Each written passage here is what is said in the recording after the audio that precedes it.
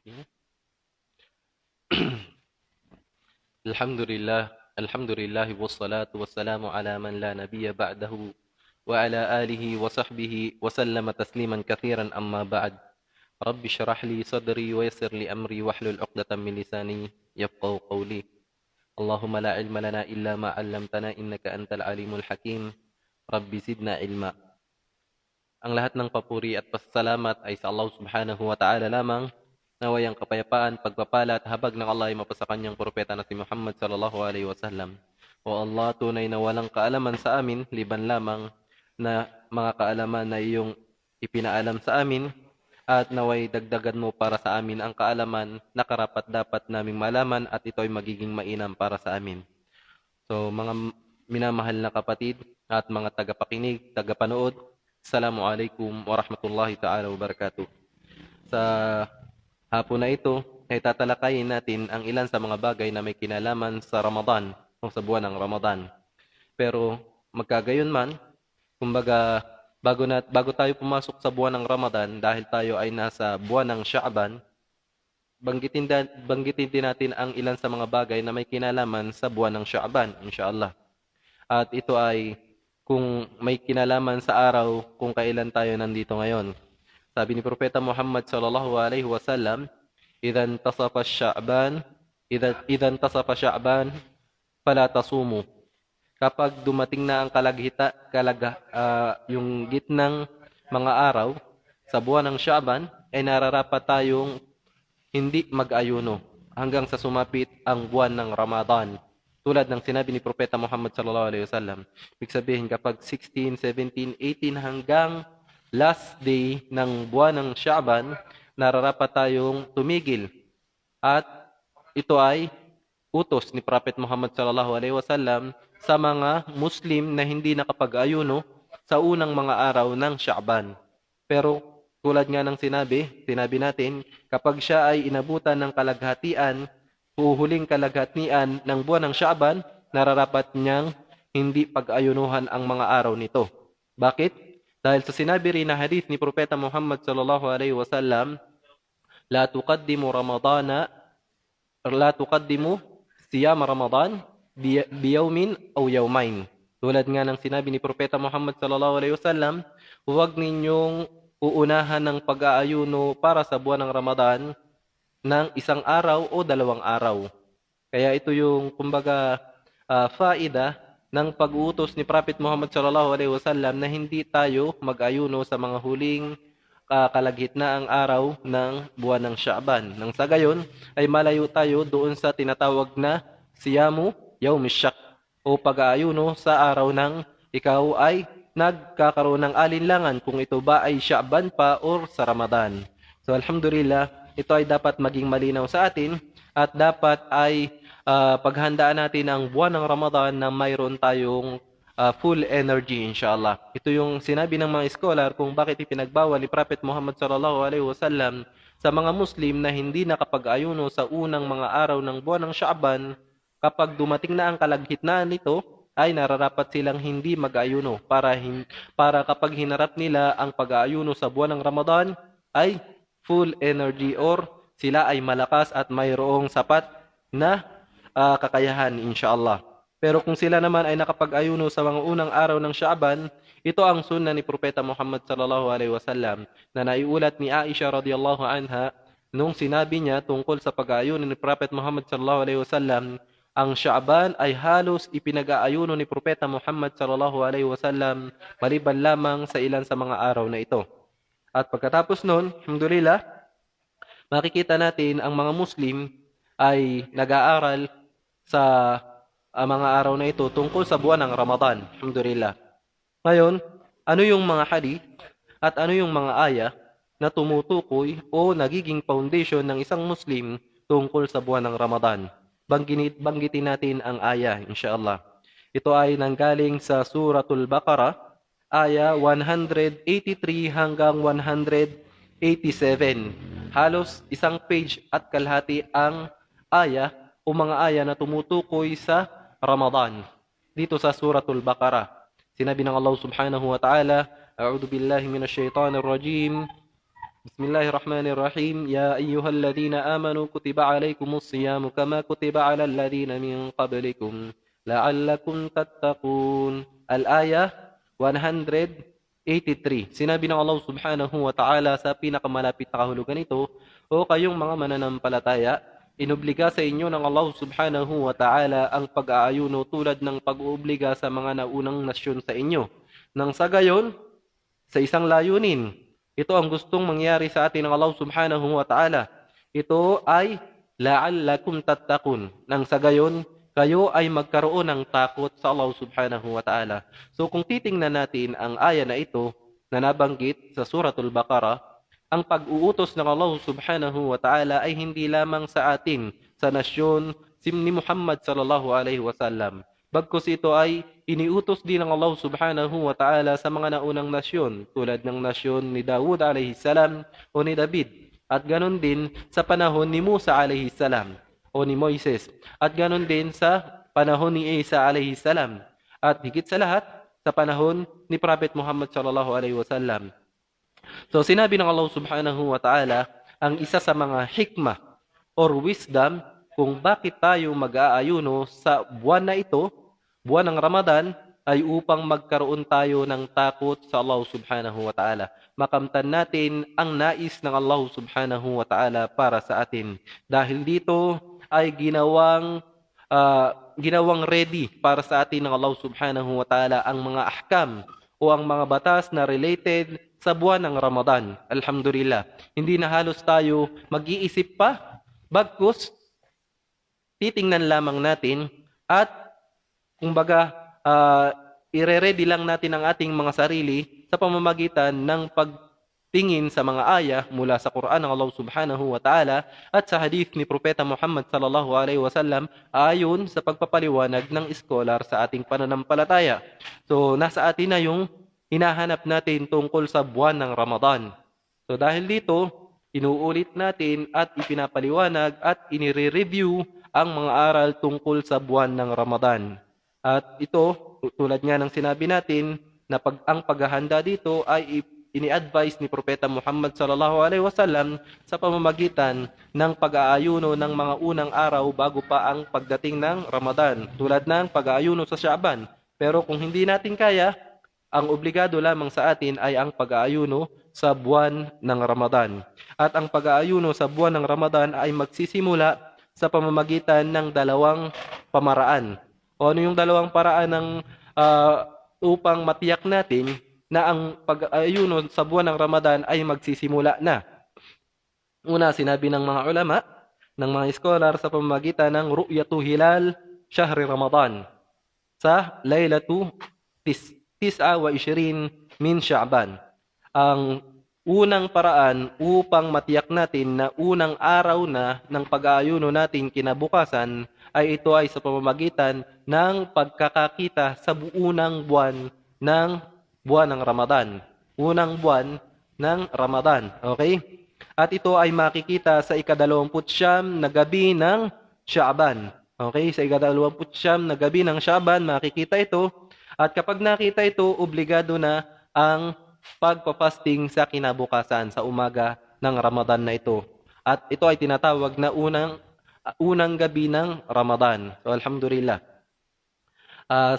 Paano naman natin ito nalaman? Sa pamamagitan ng sinabi ni Propeta Muhammad sallallahu alaihi wasallam na sumu li ru'yatihi wa aftiru li ru'yatihi.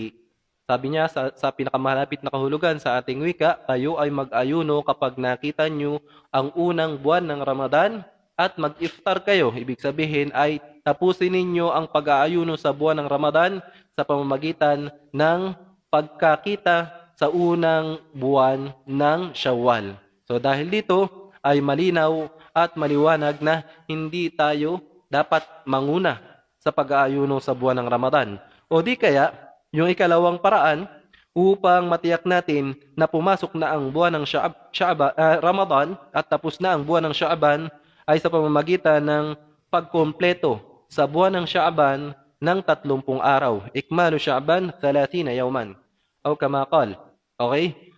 Ito ay mula din sa hadith na sinabi ni Propeta Muhammad sallallahu alaihi wasallam, fa in ghumma alaykum faqduru lahu thalathin. Ay sinabi ni Propeta Muhammad sallallahu alaihi wasallam, kapag hindi kayo tiyak dahil hindi ninyo nakita ang buwan ng Ramadan sa gabi dahil sa ulap o di kaya ay sa panahon sa malakas na mga kumbaga kung ano man yung mga naging nakaapekto sa paglabas ng unang buwan o pagkakakita sa unang buwan, nararapat na kumpletuhin ang 30 araw ng Sha'ban at pagkatapos nito ay magsisimula na ang unang araw ng Ramadan. Alhamdulillah. So yan yung sinabi ni Propeta Muhammad sallallahu alaihi wasallam upang matiyak natin na nagsisimula na or dapat na tayong magsimula ng pagpapasting na mayroon tayong intensyon. So ito yung hindi dapat mawala. Ang intensyon natin sa pag-aayuno ay intensyon na tayo ay mag-aayuno ng isang obligadong pag-aayuno para sa Allah subhanahu wa ta'ala. At itong pag-aayunong ito ay iba o kakaiba sa lahat ng mga ibada na gagawin natin bilang mga Muslim para sa Allah subhanahu wa ta'ala. Tulad sa hadith Qudsi na sinabi ng Allah ni Propeta Muhammad sallallahu alaihi wasallam at sinabi ng Allah subhanahu wa ta'ala, sabi ni Propeta Muhammad sallallahu alaihi wasallam, kullu amali ibni Adam yudha'aful hasanah والعشر أمثالها إلى 700 ضعفا قال الله تعالى إلا الصوم فإنه لي وأنا أجزي به يدع شهوته وطعامه من أجلي أو كما قال الله سبحانه وتعالى في حديث القدسي. Sinabi ni Propeta Muhammad sallallahu alaihi wasallam sa hadith al-Qudsi na ito, lahat ng gawain ng anak ni Adan ay nadodoble ang pagiging mabuti nito o ang reward nito mula sa Allah subhanahu wa ta'ala. At ito ay nadodoble ng 10 beses hanggang sa 700 beses. Allahu Akbar. So yan, lahat ng mga mabuting gawa, tulad halimbawa ng sadaqa, salah, yung ating o birrul walidain, pagtulong natin sa ating mga kapatid na nangangailangan, yung ating pagsasalita ng mabuti, yung ating zasaka, at lahat ng mga mabuting gawa ang pagsasala sa oras nito, ito ay para sa atin. Nadodoble ayon sa ating pagsasagawa ng gawaing ito o ibada na ito. Maliban lamang sa pag-aayuno, tulad ng sinabi ng Allah subhanahu wa ta'ala, sapagkat ang pag-aayuno, ito ay sa pagitan ng Allah subhanahu wa ta'ala at ng kanyang alipin. Ibig sabihin, ang pag-aayuno na ito ay sa Allah subhanahu wa ta'ala, para sa Allah subhanahu wa ta'ala. At ang Allah subhanahu wa ta'ala ang magbibigay ng gantimpala ayon sa nais ng gantimpala para sa taong nag-aayuno. Allahu Akbar. Bakit? Dahil sinabi ng Allah subhanahu wa ta'ala, yada' shahwatahu wa ta'amahu min ajli. Bakit ang Allah subhanahu wa ta'ala ang maggagantimpala dito? Sapagkat iniwan niya ang kanyang pagnanasa. Iniwan niya ang mga masasarap na bagay. Iniwan niya ang pagkain para lamang sa Allah subhanahu wa ta'ala. Kaya sabi ng mga ulama, ang Allah subhanahu wa ta'ala ang magbibigay ng gantimpala sa taong ito. Hindi katulad ng mga gawain na nabanggit natin, ang sala o yung mga hajj, zakat, sapagkat ang mga ito ay maaaring kumbaga yung mga gawain na yon pwedeng mapasukan ng riya. Okay? Yung mga gawain na tulad ng sala, zakat, hajj, pwedeng mapasukan ng riya. Di ba? Kasi nakikita ito ng mga tao at mayroong mga bagay na maaaring makaapekto sa pagsasagawa nito. Dahil nga nakikita ng mga tao, pwedeng pagandahin, pwedeng mag-isip ng hindi ayon sa kagustuhan ng Allah subhanahu wa ta'ala ang mga gawain na ito, kaya magkakaroon ng halo na hindi purong pagsamba sa Allah subhanahu wa ta'ala. Unlike sa saum o pagpapasting, hindi naman natin pwedeng sabihin na tayo ay nagpapasting kahit tayo ay kumakain, di ba? So hindi ito. Sapagkat kahit pa ikaw ay nag-iisa, pwede ka magsagawa ng pagpapasting o pag-aayuno na hindi mo na ito kailangan pang ihayag sa mga tao. Kapag ikaw ay nagfasting, hindi nakikita ng mga tao ang iyong pagpapasting o ang iyong pag-aayuno, maliban na lamang pagdating ng iftar, di ba? Hindi mo pwedeng sabihin sa kanila na ako ay nagpapasting pero yun pala pagkarating sa loob ay kumakain o kaya umiinom. So hindi. Ito ang kaibahan ng pagpapasting at ng mga ibang gawain sa ating pananampalataya na tulad ng sinabi ng Allah Subhanahu wa Ta'ala sa Hadith al-Qudsi. Kaya itong pagpapasting, tulad ng sinabi ng ilan sa mga scholar, ito ang nagpapatunay sa sincere na pagsamba sa Allah Subhanahu wa Ta'ala. At dahil dito, tulad nga ng sinabi ng Allah, la'allakum tattaqun. Makakamtan ng mga mananampalataya ang tunay na takot sa Allah Subhanahu wa Ta'ala. Bakit? Dahil manghihinayang siya na iniwan niya ang kanyang pagkain, iniwan niya ang inumin at pagnanasa, pagkatapos mababaliwala lamang yung kanyang pagsamba. Diba? Dahil dito, alhamdulillah, iisa-isahin natin ang ilan sa mga bagay muli na may kinalaman dito, inshallah. So, nabanggit natin ang pag-uumpisa ng pagpapasting sa buwan ng Ramadan, alhamdulillah, at ang kainaman ng pagpapasting sa buwan ng Ramadan at maging sa ibang mga araw. At alhamdulillah, sa pagkatapos nun ay ang mga ahkam na related sa Ramadan. Tulad halimbawa ng sahur, iftar, i'tikaf, at ilan pa sa mga bagay na may kinalaman sa buwan ng Ramadan. Okay? Marami tayong mga terminologies na mababanggit ngayon na ito ay maaaring naririnig na natin, subalit mas mainam na maintindihan natin ng husto, inshallah. Para kung ito ay marinig natin sa ating mga kapatid na Muslim, hindi na tayo magtatanong pa at hindi na tayo magkakaroon ng ibang mga interpretasyon kapag narinig natin ang mga bagay na ito, inshallah.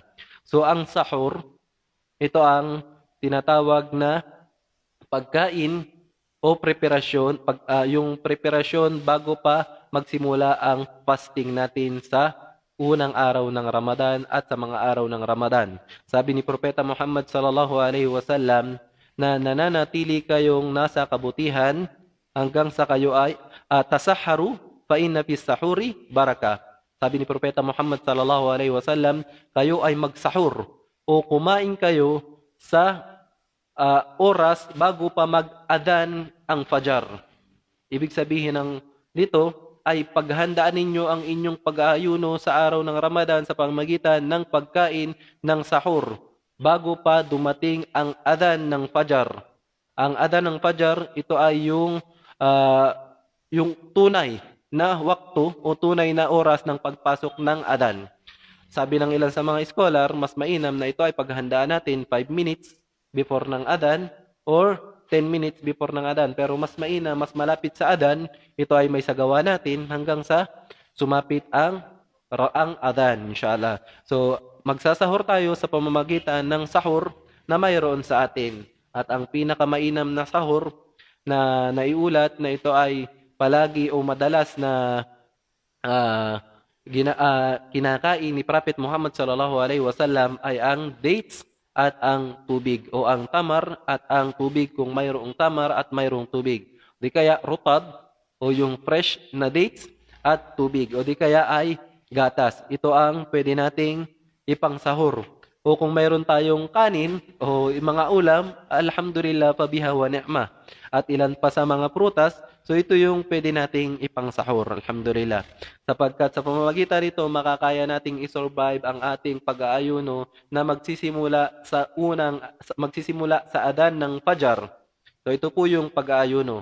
Iiwanan natin ang pagkain, iiwanan natin ang inumin at maging ang pakikipagtalik sa asawa, sa sino mang may asawa sa araw ng Ramadan. Mula bukang liwayway, ibig sabihin ay yung madaling araw na pagsigaw or pagtawag ng muaddin hanggang sa dumating ang paglubog ng araw sa Maghrib.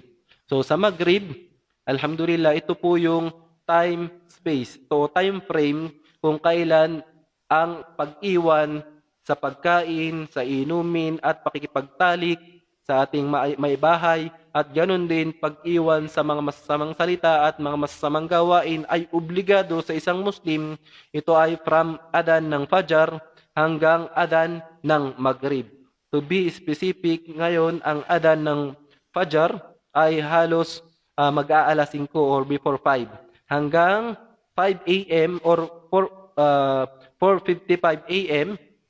o mas maaga pa, mas paaga ng paaga habang lumalapit yung buwan ng Ramadan hanggang 6:02. Ito yung time frame ng pagpapasting ng isang Muslim kung siya ay magpapasting sa mga araw na ito. Dito ay mag-iiba depende sa oras ng adan sa mga araw sa buwan ng Ramadan at ganun din sa oras ng pag-aadan sa Maghrib sa mga gabi ng Ramadan. So yun po. At matatapos ang ating pagpapasting o pag-aayuno na tulad ng sinabi ng mga scholar sa pamamagitan ng adan ng Maghrib. At ang sunna, pag dumating, narinig na natin ang adan ng Maghrib ay ang pag-iftar ng nagmamadali.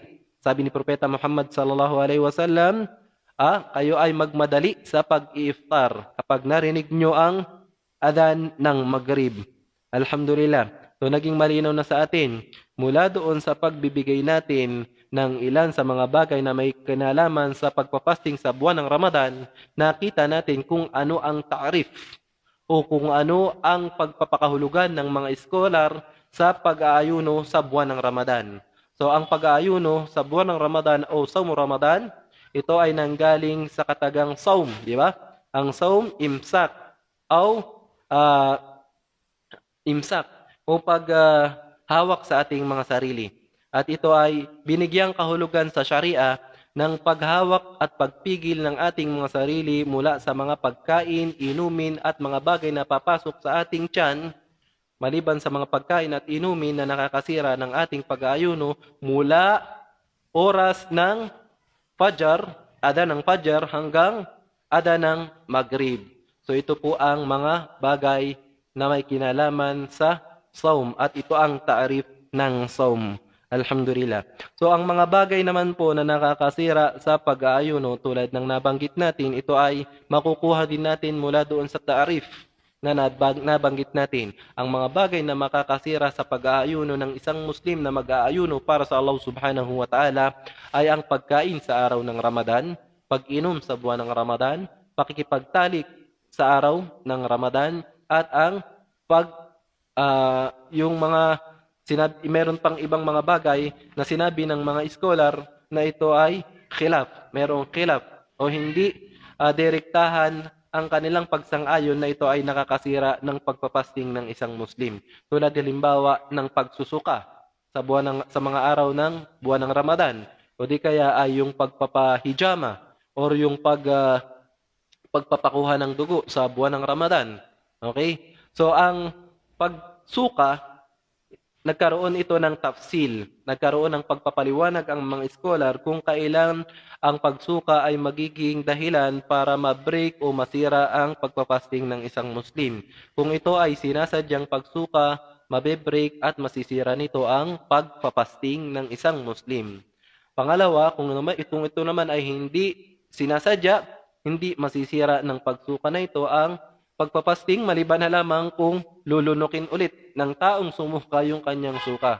So yun yung paghuhukom or batas tungkol doon.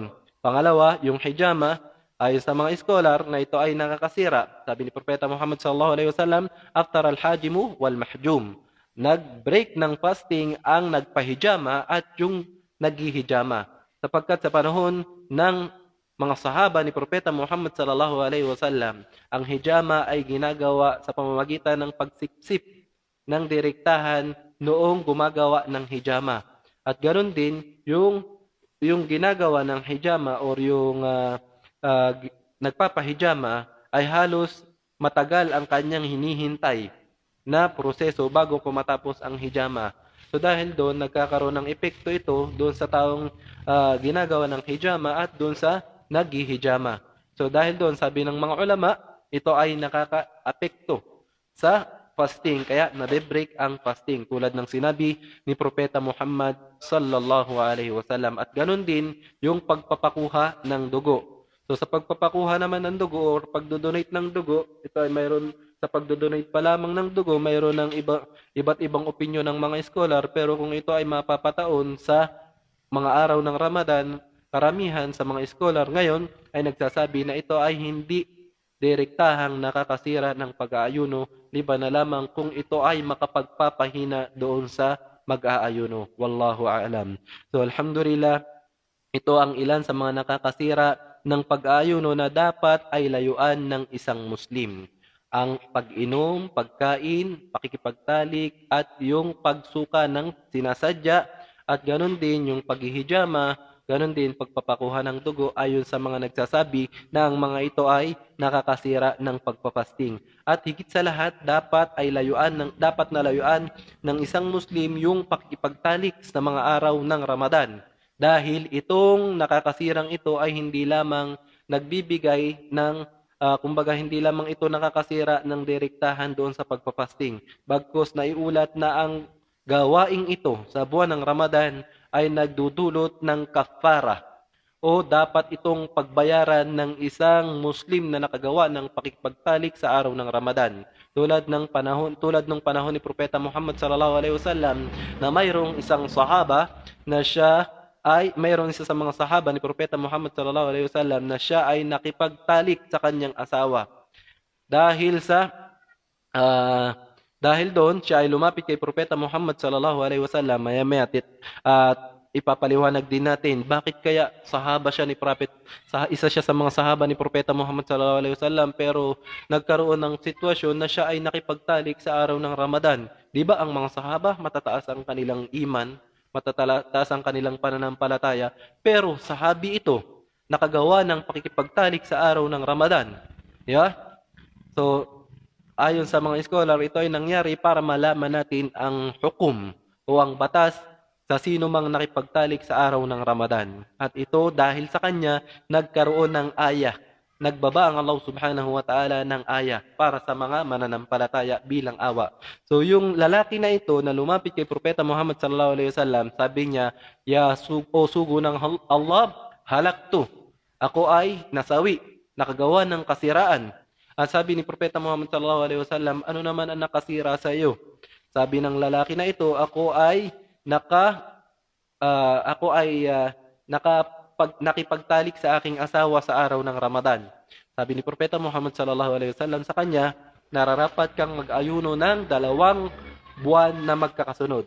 2 buwan na magkakasunod ang kanyang dapat ipag-ayuno sa kanyang 1 beses na pakikipagtalik sa kanyang asawa, okay, sa araw ng Ramadan.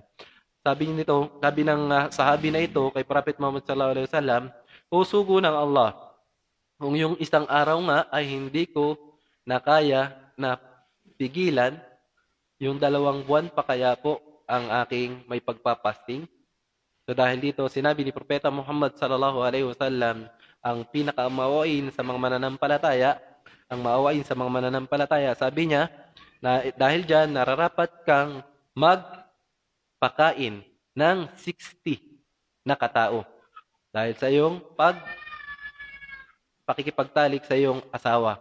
Dahil ito, sabi ng lalaki na ito, o sugo ng Allah, wala po kong kakayahan na magpakain.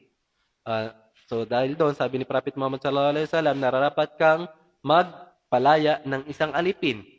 So kung yung ang pagpapakain po hindi ko kaya, magpalaya pa po kaya ng isang alipin ay makakayanan ko.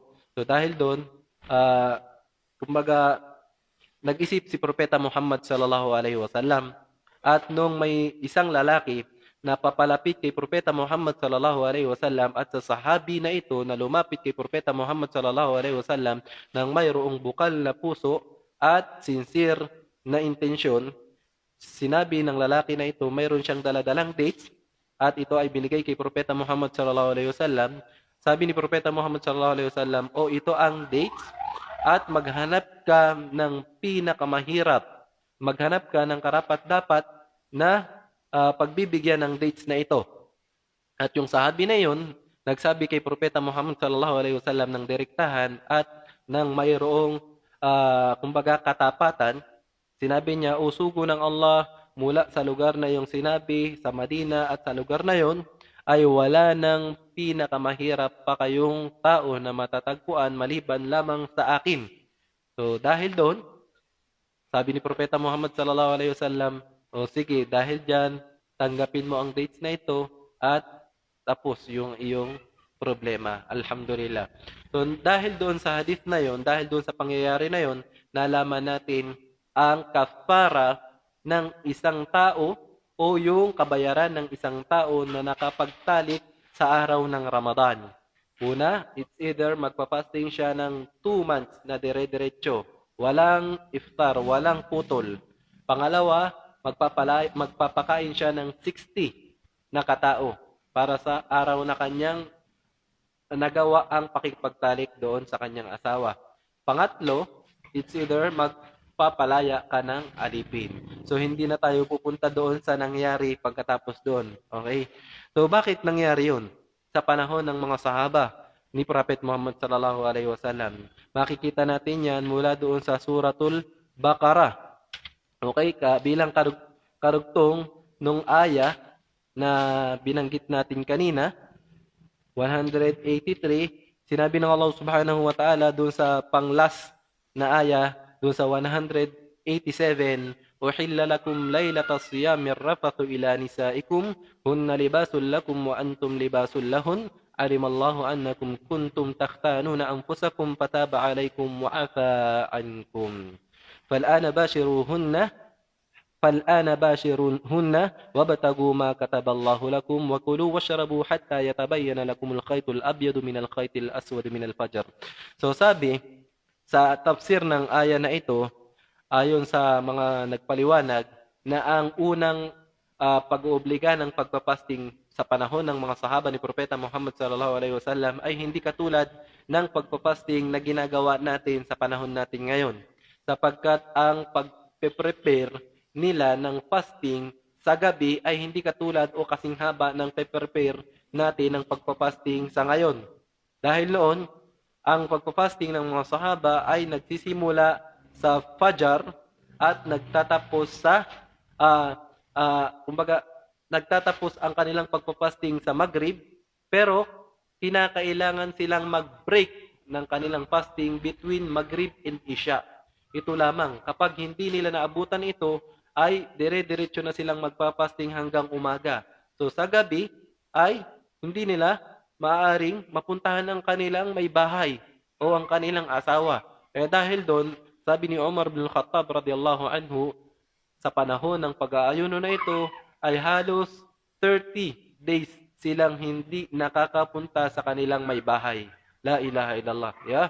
Halos 30 days silang hindi nakakatabi sa kanilang may bahay. Kaya dahil doon ay magpasalamat tayo.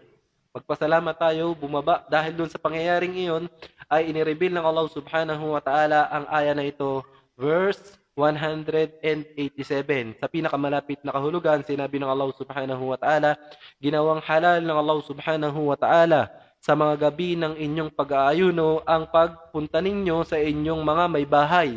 Sila ay inyong mga damit at kayo ay pananamit nila."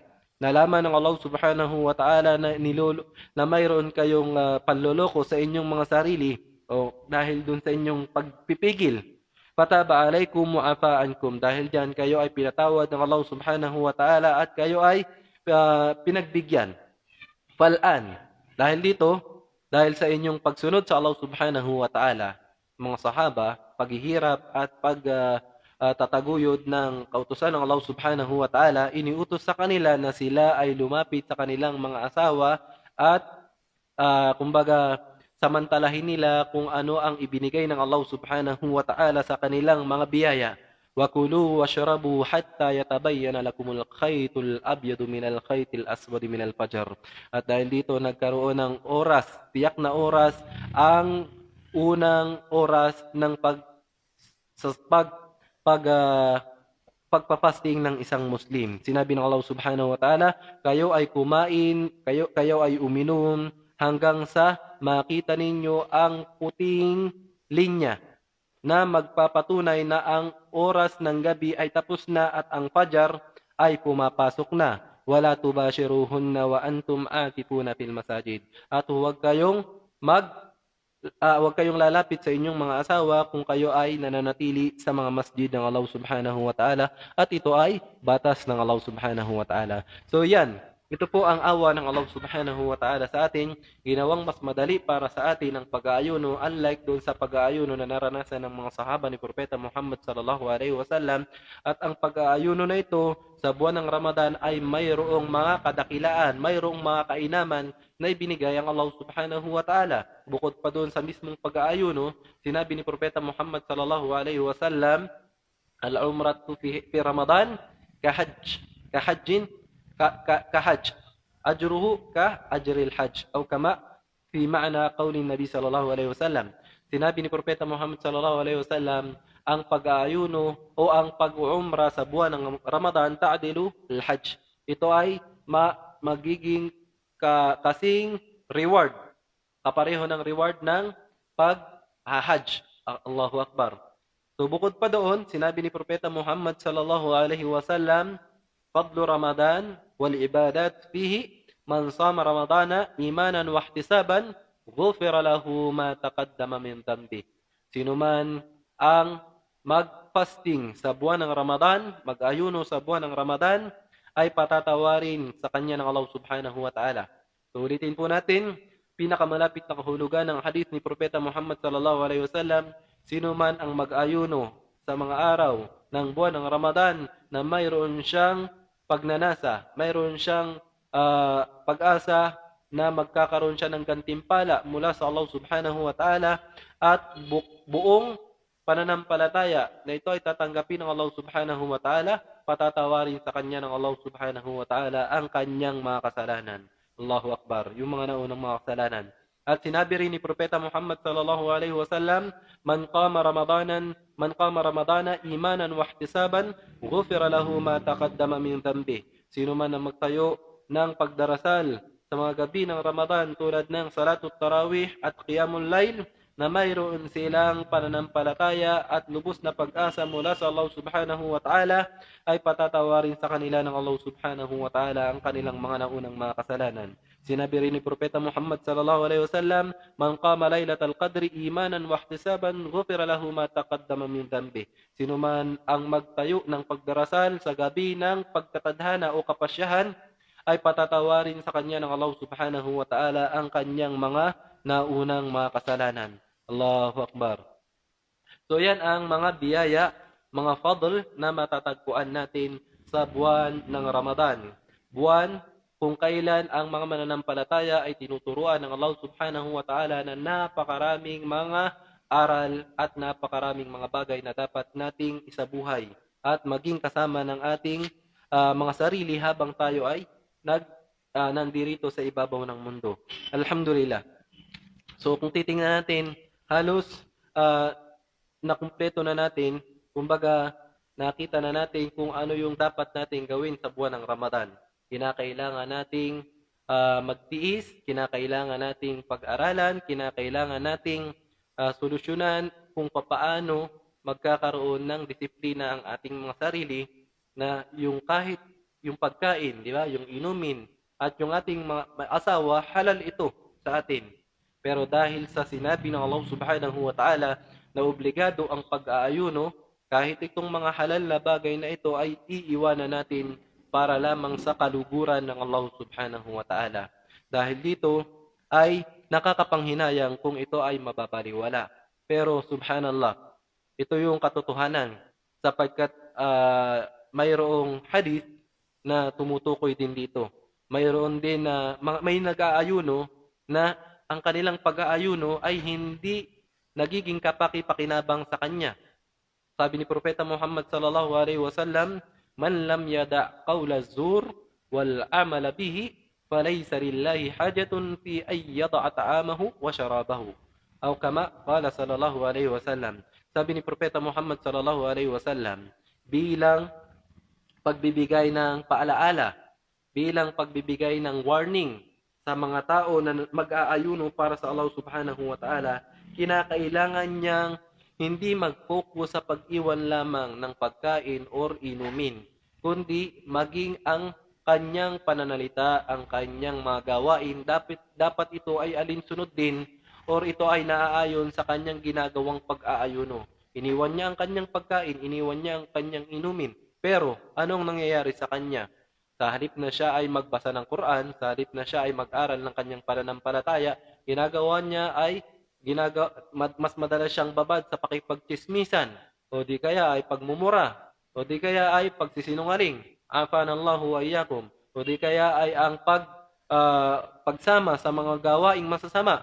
Ito ang sinabi ni Propeta Muhammad sallallahu alaihi wasallam na kung sino man ang hindi niya iwanan ang mga masasamang gawain o yung pagsaksi sa mga masamang gawain at pagsasalita ng mga masasamang salita, ay hindi kinakailangan ng Allah subhanahu wa ta'ala ang kanyang pag-iwan ng pagkain at inumin. Dahil ang tunay na nag-aayuno para sa Allah subhanahu wa ta'ala ay dapat mag-ayuno ang kanyang buong diwa, ang kanyang buong pangatawan at ang kanyang buong pagkatao. So ito ang dapat ay maging aware ang lahat sa mga mananampalataya. So dahil dito, mayroong iba na ang akala nila kapag nakapagmura, nagalit, ay masisira na ang fasting mo, di ba? Meron tayong naririnig na ilan sa mga brothers, ilan sa mga sister, sinasabi nila yung pagmumura o di kaya yung galit, nakakasira ba ito ng fasting?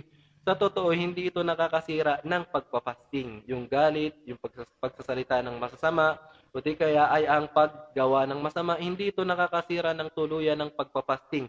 Pero anong mangyayari sa kanya? Sabi ni Propeta Muhammad sallallahu alaihi wasallam, rubba saimin laysa lahu haddun min siyamihi illa al-ju' wal 'atash. Subhanallah. Sinagot din ni Prophet Muhammad sallallahu alaihi wasallam, mayroong karamihan sa mga nag-aayuno wala siyang nakukuha na kabutihan mula doon sa kanyang pag-iwan ng kanyang pagsasawm, mula sa kanyang pagsasawm, maliban lamang sa kanyang pagkagutom at pagkauhaw. Bakit? Dahil minura niya yung isa, siniraan yung iba, tapos gumawa ng kasalanan. So, kapag titingnan siya, nag-aayuno siya, pero yung resulta ng pag-aayuno na sinabi ng Allah subhanahu wa ta'ala mula sa unang aya na nabanggit natin, la'allakum tattaqun, ay hindi nagiging makatotohanan sa kanya. Kaya sabi ni Propeta Muhammad sallallahu alaihi wasallam, ragima anfun, 3 times. Sabi niya sa pinakamalapit na kahulugan ay tunay na nalugi. 3 beses niyang sinabi, tunay na nalugi ang isang tao na naabutan niya ang buwan ng Ramadan, subalit hindi ipinatawad sa kanya ng Allah subhanahu wa ta'ala ang kanyang kasalanan. Bakit? Dahil sa halip na pag-aralan, suriin niya ang kanyang sarili at ang kanyang iman habang siya ay nag-aayuno para sa Allah subhanahu wa ta'ala. Ibang buhay ang kanyang pinagkaabalahan. Ibang gawain ang kanyang pinagkaabalahan. Ibang mga bagay ang kumuha ng kanyang mga oras. Subhanallah. So ito yung dapat natin kumbaga ayusin sa ating mga sarili. Kaya ipinapayo ng mga scholar, bago pa man dumating ang buwan ng Ramadan at ito ay sumapit, kinakailangan magkaroon tayo ng jadwal sa ating mga sarili. Ano ibig sabihin ng jadwal?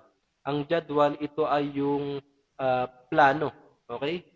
Plano or schedule para sa ating mga sarili upang sa ganon, mas maging kapaki-pakinabang sa atin ang pagdating ng buwan ng Ramadan. Sapagkat ito ay isang beses lamang darating sa atin sa loob ng isang taon. Tulad nga ng sinabi nila na ito ay parang paaralan na magbibigay para itong bisita na ito ay dadating at pagkatapos ay aalis. So, at kung ano yung makuha nating kabutihan dito, ito lamang ang mananatili sa atin sa buwan ng Ramadan. So, dapat nating malaman kung ano yung mga maiinam na gagawin natin pag sumapit na ang buwan ng Ramadan. Sabi ng mga ulama, sabi ni Propeta Muhammad sallallahu alaihi wasallam, ang Ramadan, syahrul Quran. Ang Ramadan, ito ay buwan ng Quran. Mula sa sinabi ng Allah subhanahu wa ta'ala, syahrul Ramadan alladhi unzila fihi al-Quran, hudan linnasi wa bayyinatin minal huda wal furqan. Ang buwan ng Ramadan, ito ang buwan kung kailan inireveal ng Allah subhanahu wa ta'ala ang Quran bilang gabay sa mga mananampalataya, at ito ang magiging linaw sa lahat ng mga kasulatan ng Allah subhanahu wa ta'ala. So ito ang buwan kung kailan ipinadala ang Quran kay Propeta Muhammad sallallahu alaihi wasallam. Ang buwan ng Ramadan, mayroon itong isang gabi na mas mainam pa sa 1,000 mga buwan. Ang tawag dito ay Laylatul Qadr. Sinabi ng Allah Subhanahu wa Ta'ala, Laylatul Qadri khairun min alfi shahr.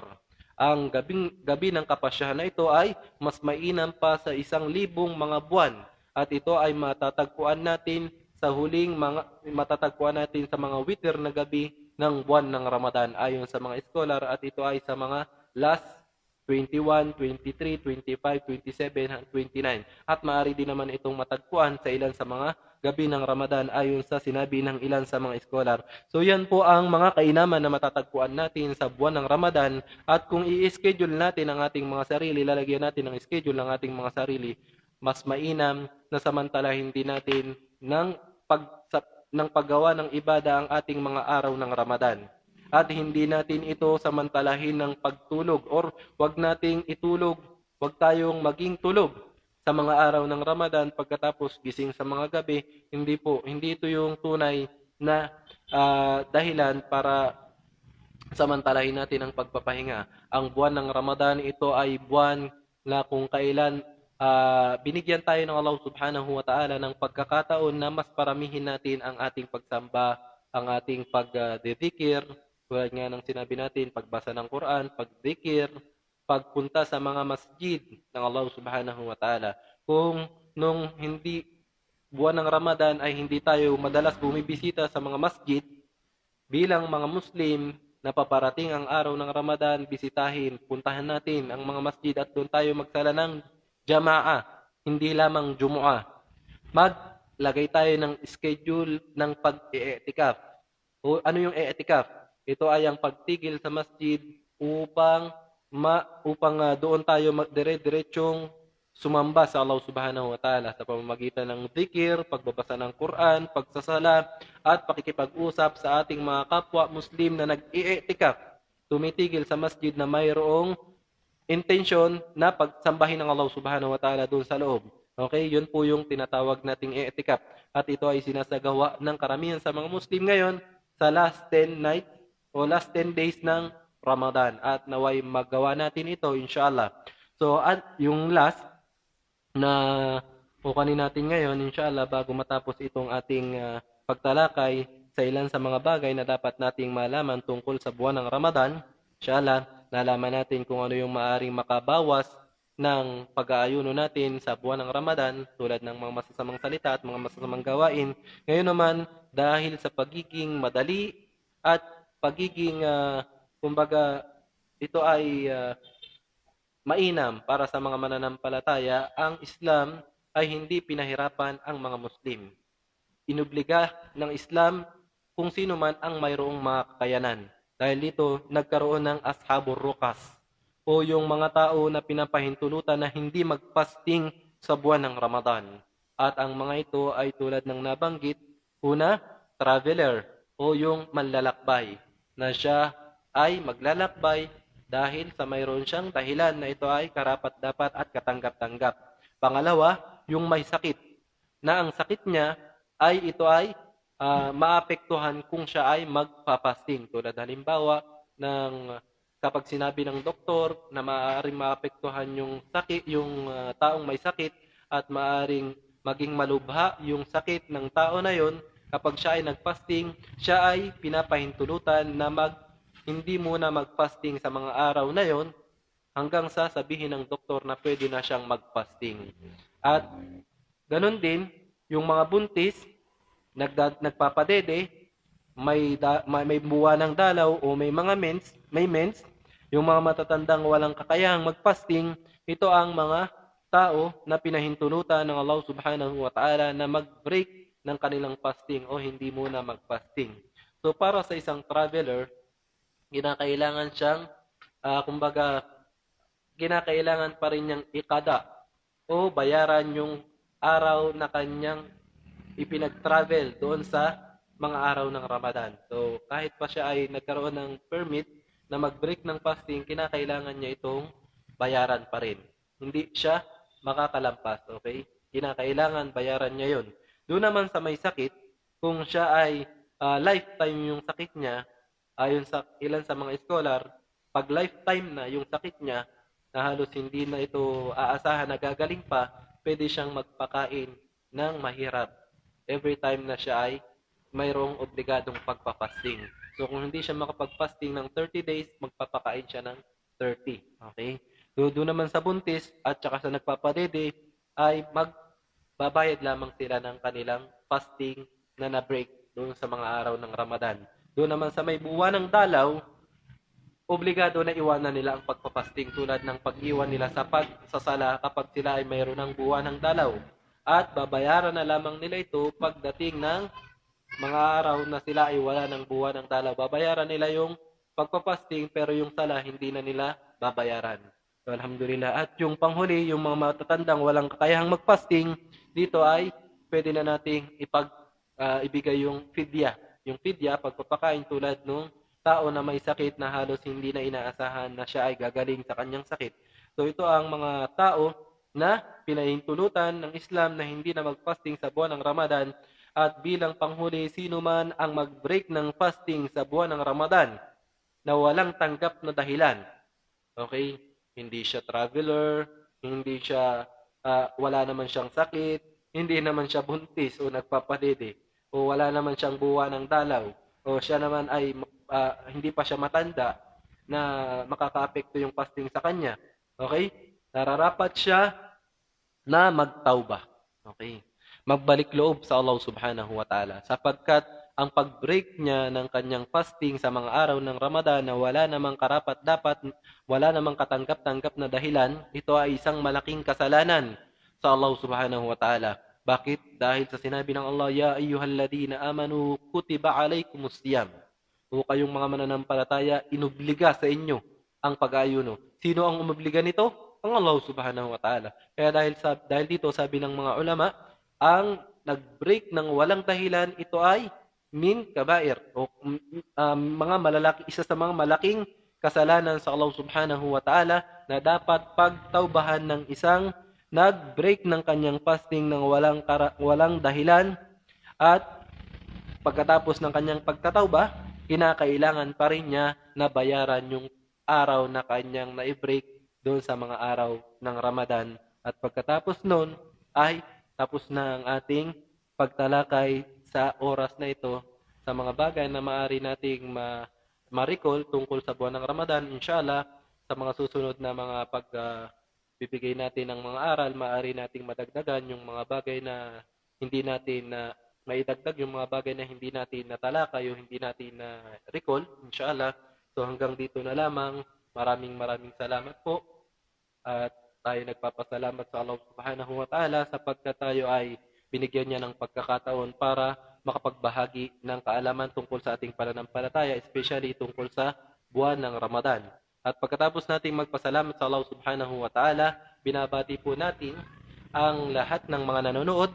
Alhamdulillah, maraming salamat po sa inyong pagsubaybay. At ganoon din sa mga estudyante ng Abdiya, maraming salamat at magandang araw sa inyo. Sa mga Ar-Risala Radio, mashallah, na palaging sumusuporta at lalo na sa mga faculty and staff ng Abdiya Institute, maraming salamat po sa inyo. Naway tanggapin ng Allah subhanahu wa ta'ala ang ating pagsusumikap at paabutin tayo ng Allah subhanahu wa ta'ala sa buwan ng Ramadan na mayroong pananampalataya. At huwag po pala natin kalimutan ang pagtulong, pagsuporta sa ating mga kapatid na nakaranas ng pagsubok ng mga nakaraang araw sa baliwasan, yung mga natupok ng apoy, naway pag-aanin sa kanila ng Allah subhanahu wa ta'ala ang kanilang pagsubok na nararanasan. At kung mayroon po tayong maitutulong sa kanila, huwag po tayong magdadalawang isip na ito ay iabot sa kanila o di kaya ay padaanin sa mga institusyon na maaring pagkakatiwalaan natin. So hanggang dito na lamang po. Maraming salamat pong muli. Wa akhiru da'wana alhamdulillahi rabbil alamin. Barakallahu fikum wa jazakumullahu khairan. Assalamu alaikum warahmatullahi wabarakatuh.